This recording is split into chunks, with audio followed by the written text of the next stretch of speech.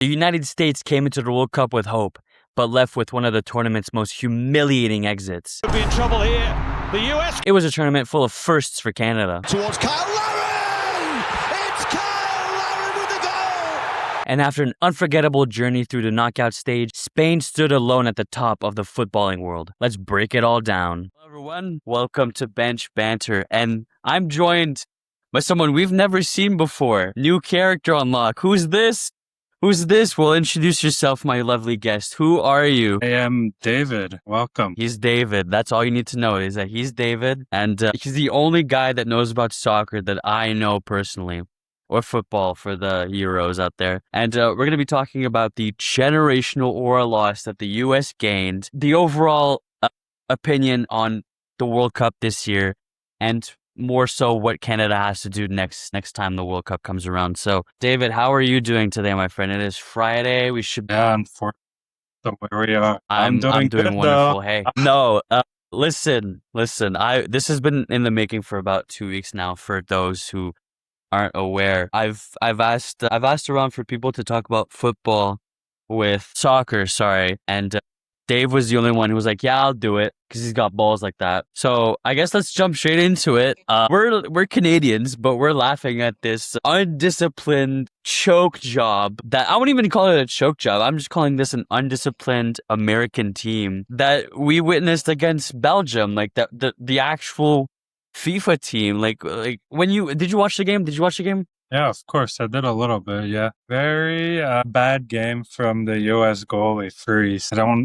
We can go on about it. It just feels like he was kind of like in quicksand, just not reacting to anything. Just wanted to give Belgium the game, and especially after all the political stuff that happened surrounding the game, the red card, everything. I'm just a little surprised about how the U.S. lost it, and now they turned into the joke of the world for those few days. I mean, it was funny to witness them getting the red card, which doesn't really happen in FIFA World Cup. Usually the players tend to, try to keep it together. You might see yellow cards. It happens. But getting a yellow card, sorry, let's follow the timeline. Getting a yellow card, having your president cry about it, bitch and moan about it on the internet, having that red card revoked and lifted, showing up and getting blown out by a team who wasn't that much of a contender. Belgium's not that, they don't make a lot of noise when they compete in professional sports.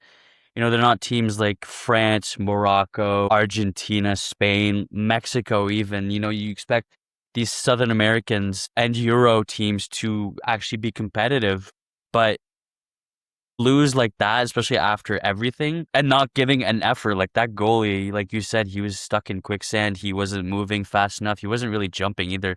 I was watching the highlights and he used his 2 legs to move side to side. He didn't jump for the ball. He didn't do nothing. So that makes me think, did the US have an easy path to round 16? And I want to hear what you think about this. Honestly, they kind of had it a little bit. They played Bosnia in the round of 32 and they had a group at Paraguay, although they did a pretty good game against Germany. That was a big upset. That just overall, they just have that great of a group. And it was funny because the Americans, they wanted to talk online, yap a little bit, say, "Oh, we're free enough. We can beat France. We can beat every single team that's out there. We're finally gonna." Dave Portnoy was talking on Twitter too. Oh my God! Imagine if the Americans cared so much about soccer, how good we would be, and then to perform like that right after and become a butt of a joke, like I said earlier. I'm looking. The U.S. was in watch soccer, text me and be like, "Haha, Trump's looking like an idiot." And all that stuff. Talk of their work. You really have to make yourself look. It really is embarrassing. I'm looking at Group D, the group that U.S. was in. They ranked number 1 with 6 points, 2 wins, 1 loss. They won against Australia, not really a soccer country. Paraguay, what is Paraguay even remotely good at? No offense to any people from there. And they lost to Turkey, giving Turkey their only win of the group stage, which is kind of embarrassing. Turkey played 3 games, lost 2, won 3 points when they had a 3-goal differential. So they classed dead last in Group D, and you lose to that team. You win against Bosnia.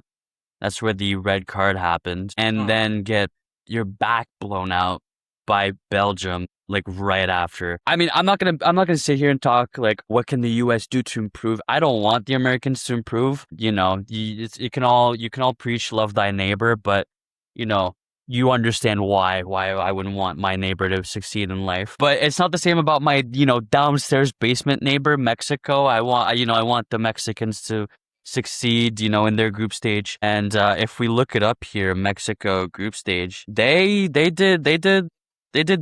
a lot better. They were Group A. They played South Korea, South Africa, and Czechia, and they won all their games. So good for them. I don't know if you saw the Mexico versus, but there were so many goals, so that was really fun. Because I think that had that Viagra to get used to the altitude as well. So there's a lot of like pre-game strategy, if you know what I mean. But yeah, and Harry Kane, I post talking a little weird because the attitude sounded like dying a little bit. So I mean, shout out to Mexico. I really thought they would go far, and it was really fun to see them make this type of run. They really made England fight for it. They finished third place, and England's usually a very good soccer team. Yeah. So is Mexico, but I mean, on paper, some people might say England's better, but people thought Mexico with the betting pick. They're at home, don't have an awful team. So that was pretty fun too. So yeah, Mexico was a fun host too, although I don't think they hosted as many games as the rest and like US. Well, I could be wrong. The US obviously hosted the majority. Canada had a few games in there and they were done after that. Portugal.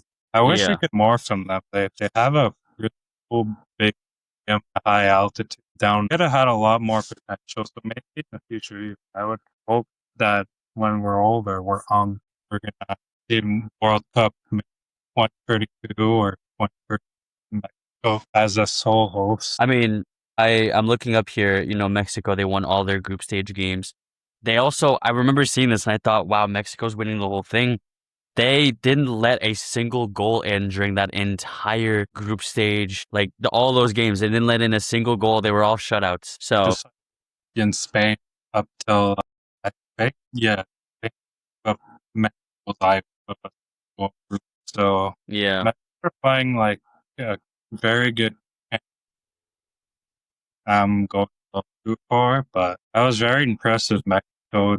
Played their hearts off, hearts off, and Yeah. they made Colombia look silly, although maybe a little bit washed compared to before. Although I have nothing low wash compared to before. Okay. So I'm gonna review Canada's knockout stage games. There's only 2, and then well, I'm not gonna review USA's. We already know how embarrassing that shit was.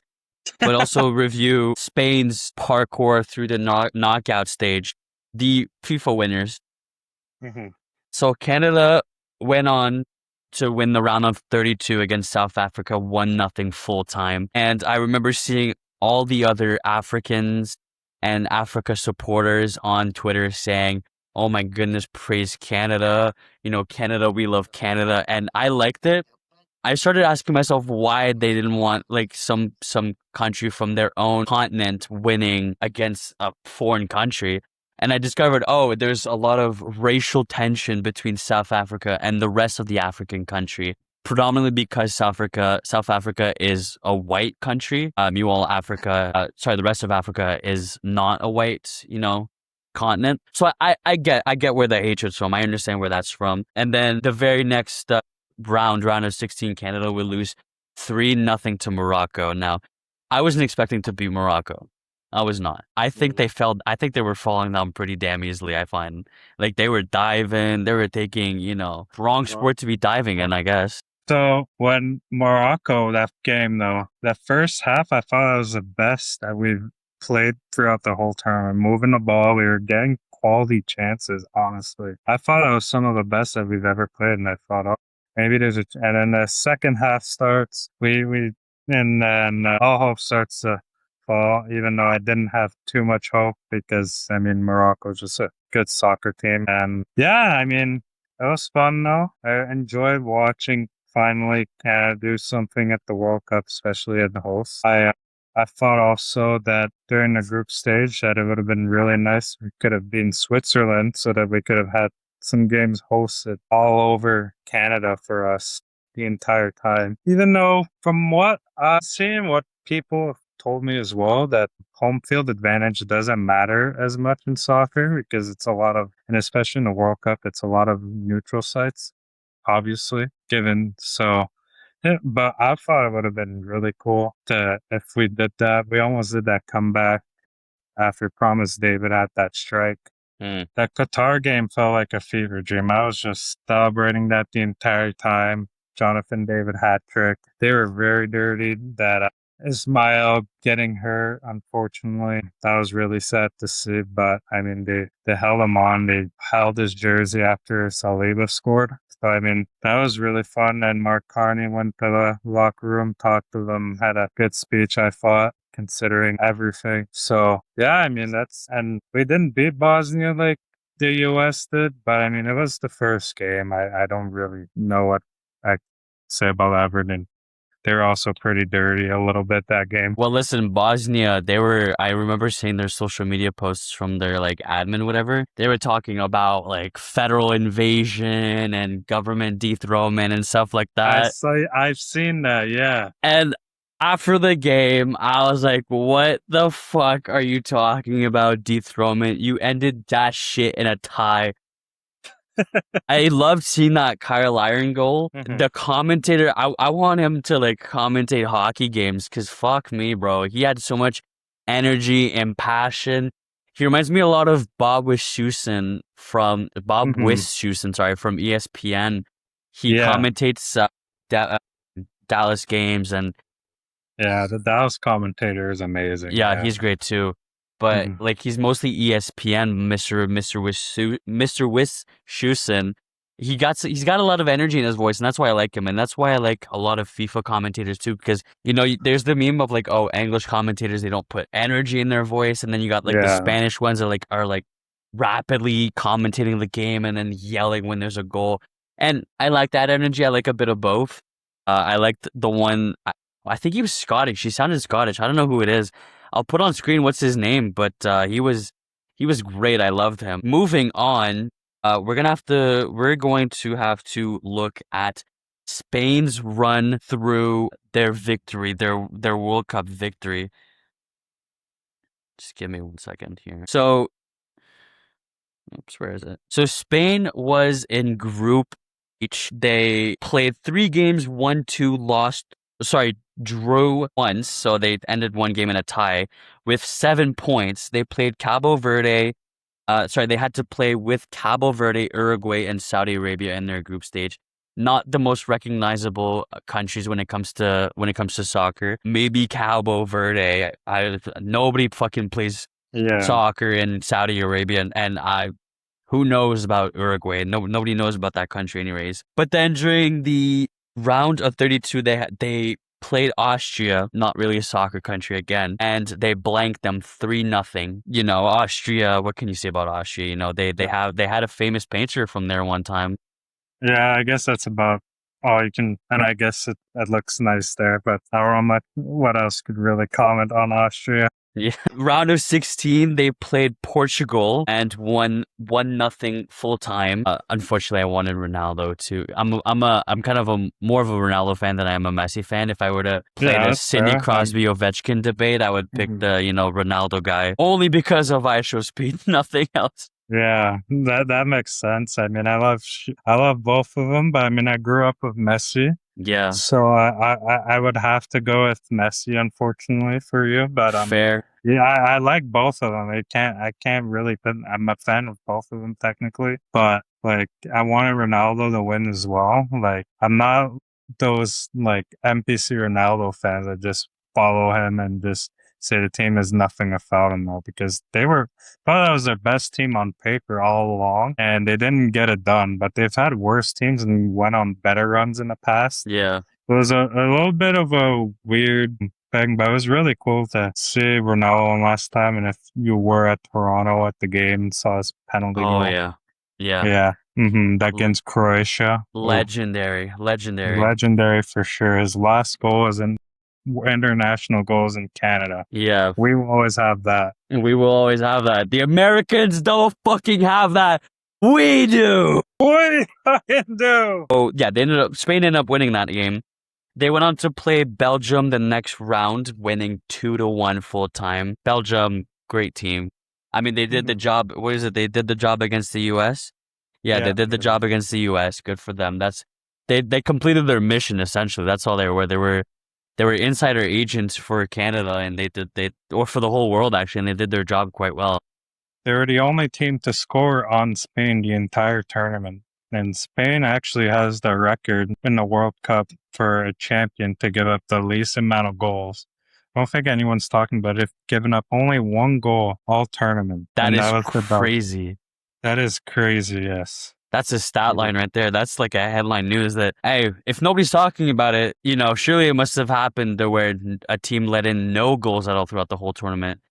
I don't think I've seen that, but I've seen two. I think it was something I saw on the Underdog Twitter where the gambling accounts that just post news. Yeah. I mean, shit, good job for Spain. Definitely. I think they were the dark horse team. People were saying France, England, Israel, Argentina, they were talking about all these teams, but I think Spain was genuinely the dark horse team of the FIFA World Cup this year. Yeah, definitely. I mean, even I thought France was gonna, just because of the superstar power that they have, just off of that, but I really underrated how good they are defensively. Yeah. And how they're always so good at parking the bus and just always having two guys on the ball, always defending so well. Like, it's shutting down France to 0 goals. Like, that's semifinals right there. That is crazy to beat France. Not even let them have one goal. France.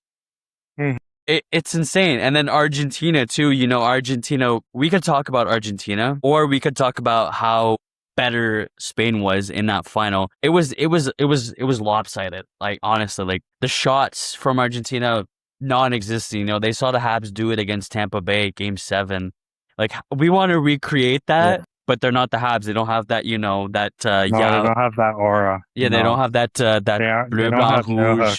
They don't have that Dobish magic on them. No, but Martinez kind of did have that Dobes magic in theory, though. Yeah. Martinez was incredible. He was incredible. He wasn't.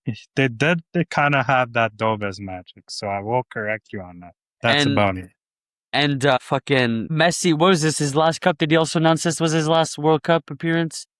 I don't think he announced it just yet. I don't think he's made an official decision on it. If he were to come back, he would be coming back at 42 years old. Kind of like Ronaldo right now, although he's 41. I mean, almost same thing, but yeah.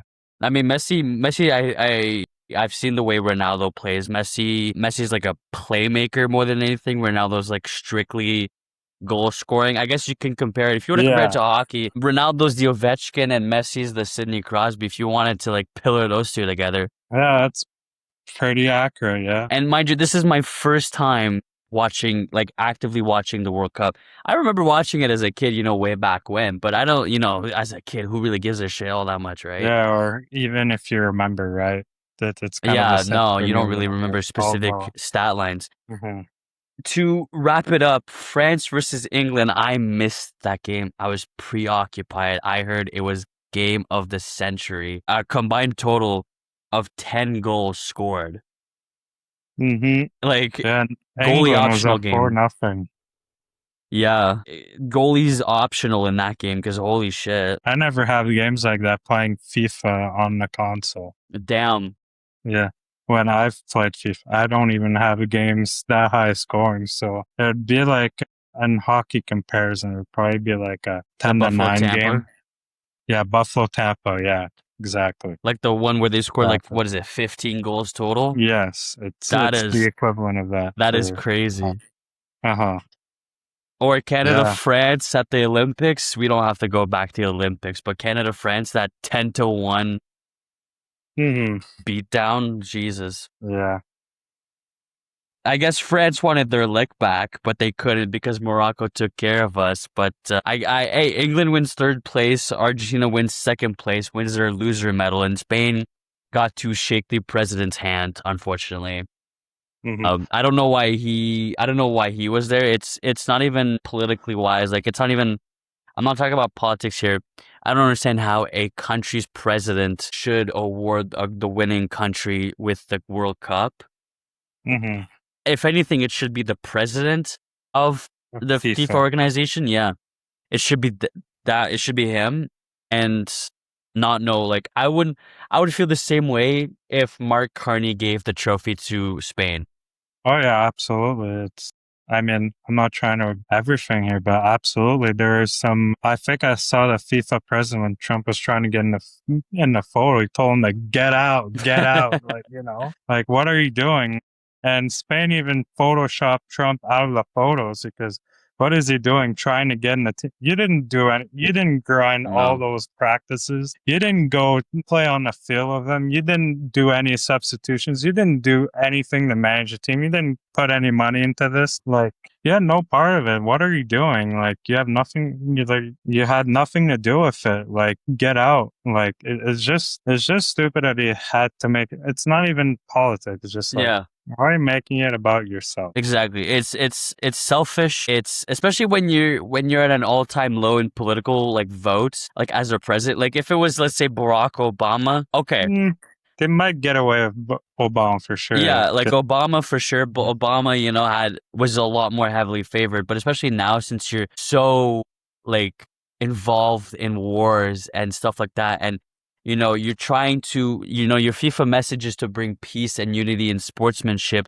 How do you bring in some guy who, logistically, starts wars? Statistically, he starts a lot of wars, and again, not to get too political, but how do you bring this onto the field and say, let me give you the trophy, let me allow this guy to give the trophy to the champion team? Imagine if it was Canada, that would have been crazy, yeah. or Mexico, Right. or shit, even Iran. That would have been that would have been so Like, funny. it's the same thing as if me and you were trying to get in the team picture for Spain. Like, what do we have to do with them? What do we have to do, right? Nothing. I'm a Yeah, guy. like, I'm a guy at my desk talking about pucks and balls. No homo. yeah, obviously, you know a lot about that, but Oh, okay. About hockey sticks and balls. yeah, I mean, that's I obviously a love my winger. sticks and balls. What can I say? To wrap it up, shortly after Canada made their historical World Cup appearance, and historical meaning, a lot of firsts for Canada, first World Cup win, first World Cup goal. Shout out Kyle Aaron. You need a statue in your honor right outside the CN Tower, right? And shortly after, right, Mark Carney announced a $1 billion investment into Canadian sports facilities and anything sports related. So that includes soccer, hockey, tennis. You name it all the sports that you want. Money is going towards that. And obviously I think he might prioritize some other sports over like others, like maybe not, he's not gonna focus on surfing, or he's not going to focus on golf. It's going to be hockey. It's going to be soccer. It's going to be like those winter sports. That's what Canada's known for. It's very cold and frigid winters. And I think it's about, and again, not to get political or anything, I think it's about damn time that we get some investment in our youth, athletic youth, and in our sports, instead of sending more money away to countries that will not give Like that money Ukraine. back. Like Ukraine, yeah. And I'm not going to talk about the Ukraine-Russia war, Yeah. right? I'm trying to stay, Mhm. pretty brand friendly, but it it's refreshing to see this. It's refreshing to see the money being spent at home right here. I'm paying taxes every year. Or, some people, you're paying taxes and I'm paying my HST and I'm paying my GST and I'm paying all sorts of taxes, and I'm finally seeing it stay home, and I'm happy for that. And I'm happy that, kids are going to be growing up wanting to play sports and now having that opportunity to develop, in training camps, in, all sorts of, in the sport that they want to play. And I hope it's hockey or soccer, because those are the two most interesting sports right now to watch. It's the World Cup and anything NHL related. Yeah, they saw that we needed a goalie and for Team Canada, unless Jed Graves that guy soon. They saw we need more talent in soccer, so they're like, yeah, we're investing all of that. We're making sure that we win more, baby, because look how it brings a country together when you Exactly. win. Nothing unites us more than sports, and especially, you see right-wing Canadians and left-wing Canadians finally come together on something, and it's about sports. I feel like there's a gold mine waiting there for money to be invested in, and for like something to happen there, and it's so amazing to see it. It brings unity, and I'm so happy that, despite having diverse political beliefs, people can truly come together to enjoy seeing their country, people representing the maple leaf flag on a global stage like this. This reminds me too, you were saying about a goalie crisis in Canada for hockey. This reminds me, when I used to play goalie, I was like, maybe like, it was from 6 to 12. I was ridiculously young. Goalie equipment was super cheap because nobody wanted to play goalie. It was Right. cheap. Like my setup secondhand for Marketplace, shout out mom, was probably about $500 max. It's not bad compared to today, I'm pretty Yeah. sure. I mean, like, shit, one bar of like a helmet, one bar of a helmet's probably worth like $600. Like, it's Mhm. crazy. It's crazy expensive. So hopefully some of that money can make sports more affordable for kids. I know they have these charities that try to make sports more affordable, which is Yeah. great, but hopefully it can ease off some pressure off of them as well, off of that, and can really bring more people into the more expensive sports as well, like hockey, because Yeah. it is not a cheap sport to play compared, at least soccer, it's a lot more affordable. I mean, And then ball you and have the shoes. World Cup exposure, except the shoot. Yeah, you're right. That's a Ball great and point. shoes, that's all you need compared to like, you need skates, you need stick, you need puck, you need ice rink, you need, a helmet, you need like pads, you need like stuff like that. You need, you need gloves, And considering I've worked at an ice rink myself, I can tell you that ice rentals for just 1 hour of practice is not cheap at all. Wow. Dude, Hey, it's not cheap if you're at all if allowed, you want to work at a good can you give hockey. us a ballpark number of how much it would cost? Around 150 to 250 for an hour. An hour. Yeah, if you want to go to a good hockey rink Yeah. and practice, you could, I guess, practice on the ODR during the winter, but it's like a whole. If you want to practice year round, there's not many rinks up in the summer. So Yeah. yeah, And I mean, great for Canada. With that, ladies and gentlemen, I am Zach and this is David. Thank you, David, for joining me. Thank you so of much. course, anytime. And Thank you for having me. yeah, no problem, amigo. And make sure to subscribe, benchbanter.tv, and we'll see you guys whenever. Peace. Peace.